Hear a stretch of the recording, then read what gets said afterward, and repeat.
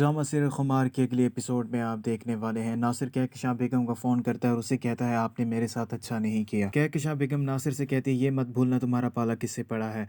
मुझे हरीम समझने की गलती मत करना। तुम हरीम जैसी मासूम और भोली भाली लड़की को बेवकूफ़ बना सकते हो लेकिन मुझे नहीं। आज के बाद मुझे फ़ोन भी मत करना। नासिर को कहकशां बेगम के इस बदले हुए रवैये की बिल्कुल भी उम्मीद नहीं थी, लेकिन नासिर बहुत ही चालाक किस्म का इंसान है। वो कहकशां बेगम से भी बदला ज़रूर लेगा। हरीम एक जगह जॉब के लिए इंटरव्यू देने जा रही होती है तो नासिर उसका रास्ता रोक लेता है।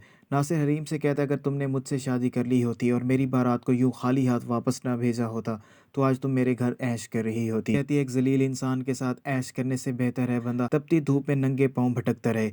कहीं ना कहीं रास्ता मिलने की उम्मीद तो होती है, तुम्हारे साथ तो वो भी नहीं होगी। हरीम घर पर मौजूद नहीं होती। हरीम के बाप के लिए ये बेहतरीन मौका होता है वो जाकर फायज से बात करे। हरीम ने जबकि उसको मना भी किया होता है। वो फायज से बात करने के लिए उसके घर पहुंच जाता है। कहकशां बेगम और फायज का बाप फुरकान अहमद पहले हरीम के बाप को टाल मटोल करने की कोशिश करते हैं, लेकिन हरीम का बाप इसी इरादे से आया होता है वो फायज से बात किए बगैर नहीं जाएगा। हरीम का बाप फायज को आवाजें दे रहा होता है। हरीम के बाप की आवाज सुनकर फायज भी वहां पर पहुंच जाता है। हरीम का बाप फायज से कहता है कि मैं तुम्हारी आज सारी गलत फहमियां दूर करने के लिए आया हूँ।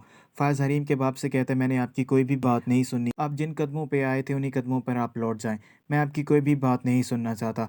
हरीम का बाप फायज से कहता है कि तुम्हारी माँ ने नासिर के साथ मिलकर तुम्हें बेवकूफ़ बनाया है और तुम्हें झूठ पर यकीन करने पर आमादा कर लिया है। ये तुम्हारी माँ की एक चाल है और तुम अपनी माँ की चाल में फंसते जा रहे हो। इससे पहले कि तुम्हें पछताना पड़े मेरी बात का यकीन कर लो, तुम्हारी माँ ने एक साजिश की है और तुम उस साजिश का शिकार हो चुके हो। इसमें फंस के तुम अपनी जिंदगी की सारी खुशियां तबाह कर दोगे और ये जाल किसी और ने नहीं बल्कि तुम्हारी माँ ने नासिर के साथ मिलकर बनाया है। हरीम के बाप की ये बात सुनते ही फायज को बहुत ज्यादा गुस्सा आता है। फायज हरीम के बाप से कहता है बहुत बेवकूफ़ बना लिया है आपने और आपकी बेटी ने मुझे। अब मैं आपकी और आपकी बेटी की किसी भी बात में नहीं आने वाला। आप जाके ये हरीम को बता देना अब मैं किसी पर एतबार नहीं करता और अपने आप पर भी नहीं। फायज हरीम के बाप की कोई भी बात नहीं सुनेगा और अपने घर से उसको निकाल देगा। हरीम अपनी जॉब का इंटरव्यू देने के लिए मुदस्सिर के ऑफिस पहुंच जाती है।